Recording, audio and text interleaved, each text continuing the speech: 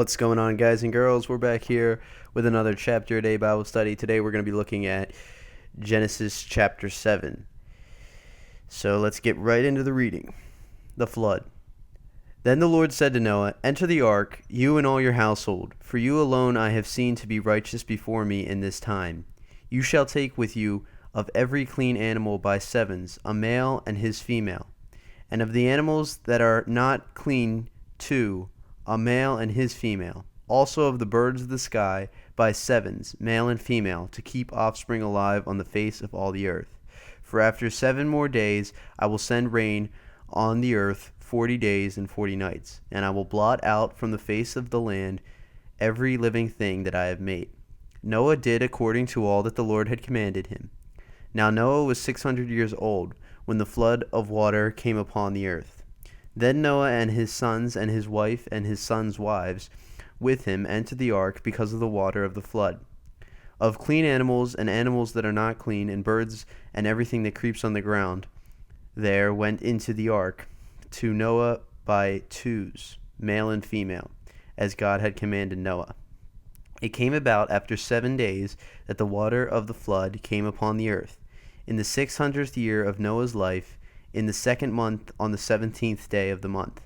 On the same day all the fountains of the great deep burst open, and the floodgates of the sky were opened. The rain fell upon the earth for 40 days and 40 nights. On the very same day Noah and Shem and Ham and Japheth, the sons of Noah, and Noah's wife and the 3 wives of his sons with them, entered the ark.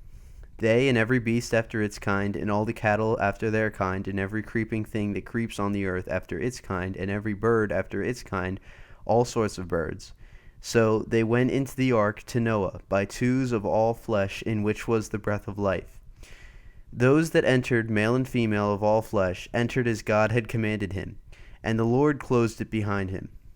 Then the flood came upon the earth for 40 days, and the water increased and lifted up the ark, so that it rose above the earth. The water prevailed and increased greatly upon the earth, and the ark floated on the surface of the water. The water prevailed more and more upon the earth, so that all the high mountains everywhere under the heavens were covered. The water prevailed 15 cubits higher, and the mountains were covered.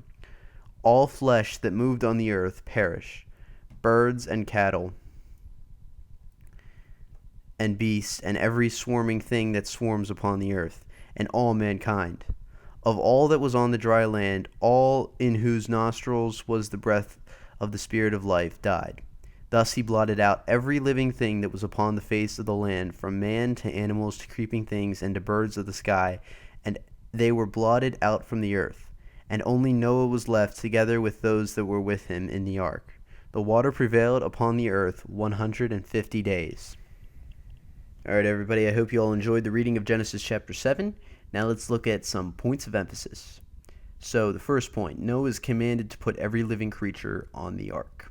So the reason why Noah was commanded to do this is pretty clear, but in case you don't understand why he was ordered to do this, is so that the different species on our world, would not go extinct, because if they were not on the ark and they were not kept safe, they would have, of course, been destroyed by the floodwaters and wiped out completely.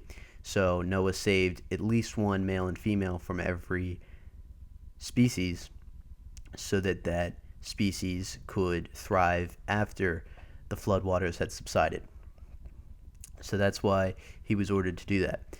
Now the next point, Noah was 600 at the time. Blatant point. I just wanted to point that out because, again, that's a crazy high number compared to what we're used to at this point in the Earth's history. And we don't see 600-year-olds walking down the street every day. So Noah was still in his prime at this point, and I just wanted to point that out. There's 8 people on the ark. Noah's wife, Shem, Ham, and Japheth's wives, and Noah, of course. That's 8 people, and those 8 people would go on to prosper the world that we have today. They're all those 8 people's descendants, and that's pretty crazy to think about. Rain for 40 days and nights. This is as well a crazy long amount of time. Um, the longest storm I've ever encountered was probably maybe 20 hours straight, maybe a day and a half. I don't know, but 40 days, if we're talking, say the longest storm you've ever encountered is 1 day, times that by 40, and that's the kind of magnitude that this storm was, which is insane.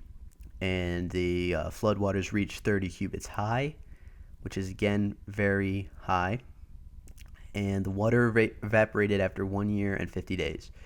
So I'm not sure if this means, the Earth at this point was back to complete normality. If it was all green grass again and everything was well and dandy, or if there was still large pools of water scattered around that were maybe 2-3 feet deep, and but most of the water had evaporated. It was just kind of some remnants left.